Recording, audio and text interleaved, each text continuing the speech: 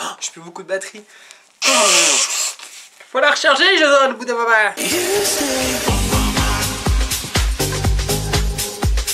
Ouh, je me sens pas bien aujourd'hui, j'ai une montée de chaleur. Salut les petits culs, j'espère que vous allez bien. J'ai envie de germer, c'est dégueulasse. Bon, bienvenue pour une nouvelle vidéo sur la mythologie grecque, Jason et les Argonautes. Jason, parce que si t'as pas compris, je m'appelle Jason. Donc en fait, c'est pour ça qu'il y a un lien spirituel entre nous deux. Alors, qui est Jason? Jason, c'est le fils de Éson. Éson, c'est le roi de Iolcos en Thessalie et descendant du dieu Éole. Rien que ça. Et c'est également le fils de Polymède.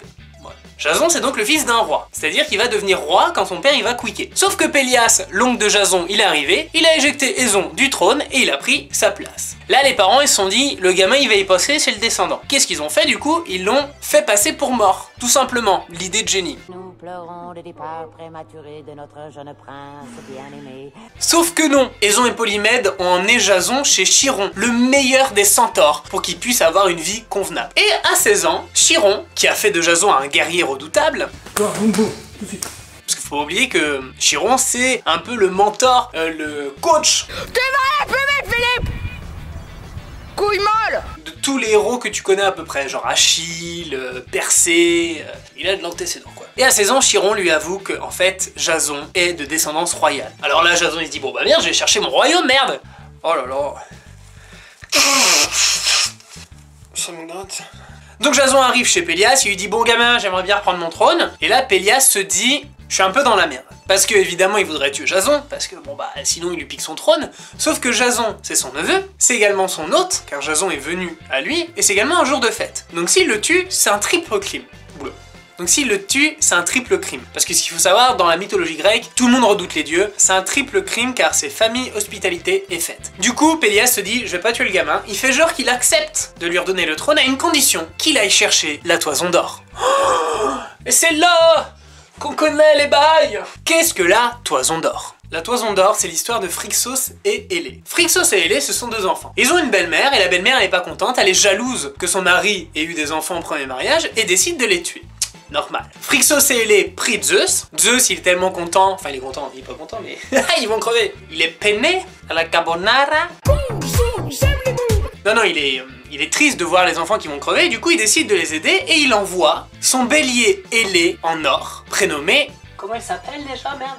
Chrysomalos. Chrysomalos qui a une toison d'or. C'est un bélier ailé en or. Il monte sur le bélier, et il se barre direction Kolchide, qui est à peu près qui est en Turquie. Voilà. Donc ils sont sur le bélier, donc ils sont en train de s'échapper, et à un moment Hélé se penche par-dessus le bélier, elle tombe dans l'eau, et elle meurt. Phrixos arrive en Kolchide, il sacrifie le bélier pour Zeus, pour lui rendre hommage, pour dire merci mec, je vais tuer ton bélier, du coup. Il prend la toison d'or, donc la peau du bélier, et l'accroche à un arbre. Ça aurait pu être simple pour Jason de venir chercher ça, sauf que le roi actuel a mis un dragon. Il s'est dit, comme ça, personne ne le prend. Voilà c'est quoi la toison d'or. Donc Jason il accepte, il se dit bon bah ok, pourquoi pas, et il embarque avec lui 50 braves qui seront les Argonautes. Dans les Argonautes, il y a Orphée, Hercule, Castor et Pollux. Pourquoi Argonaute? Qu'est-ce que veut dire Argonaute? Argo signifie le rapide, naute signifie navigateur, ce qui veut dire navigateur rapide. Jason et les 50 Argonautes partent en direction de la Kolchide pour prendre la toison d'or. Donc il arrive là-bas et il tombe sur le roi Aétès. Aétès c'est le roi de Kolchide. Il lui dit bonjour monsieur, j'aimerais bien prendre ce petit bélier là-bas.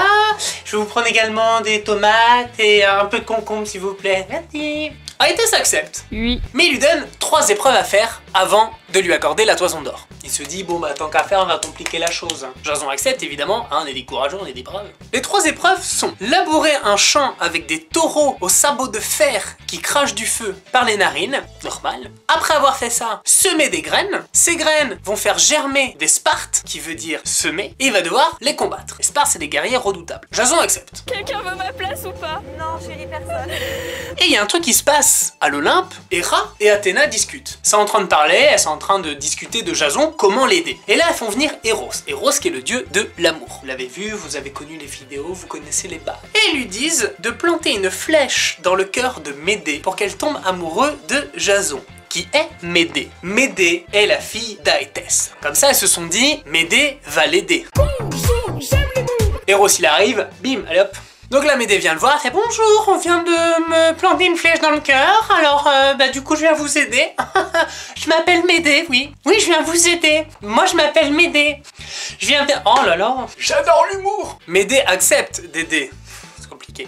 Jason a une condition, qu'il l'emmène avec lui parce qu'elle déteste son père. Elle lui donne un baume protecteur contre le feu des taureaux, et également une pierre qui devra jeter sur les Spartes. Cette pierre va faire en sorte que les Spartes s'entretuent, et comme ça il va pouvoir réussir la mission. Jason a réussi. Il rentre dans le royaume auprès d'Aétès pour lui dire voilà j'ai gagné, tu me donnes la toison d'or. Je refuse, tu ne l'auras jamais, j'ai jamais décidé de te la donner. Sauf qu'il sait pas, c'est que Médée elle est avec Jason, donc elle arrive, qu'est-ce qu'elle fait? Elle arrive devant le dragon, elle l'endort avec sa magie. Médée c'est une des plus grandes magiciennes, elle est très puissante. Donc elle endort le dragon. Ils prennent la toison d'or et ils se barrent.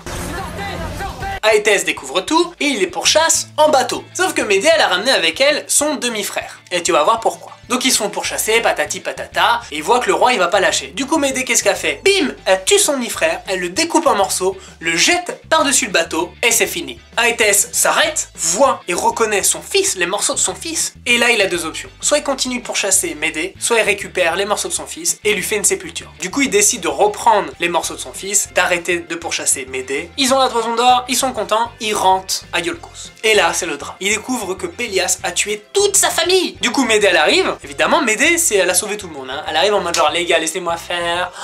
Oh, les amateurs. Elle arrive dans le royaume, Pélias meurt. Jason va avoir son trône. Non, car le peuple n'est pas content. Pour lui, Jason est responsable de la mort du roi. Du coup, il est obligé de partir en exil. Attendez, tout ça pour ça? Vous foutez de ma gueule, là? Il s'exile en Corinthe. Et il est recueilli par le roi de Corinthe.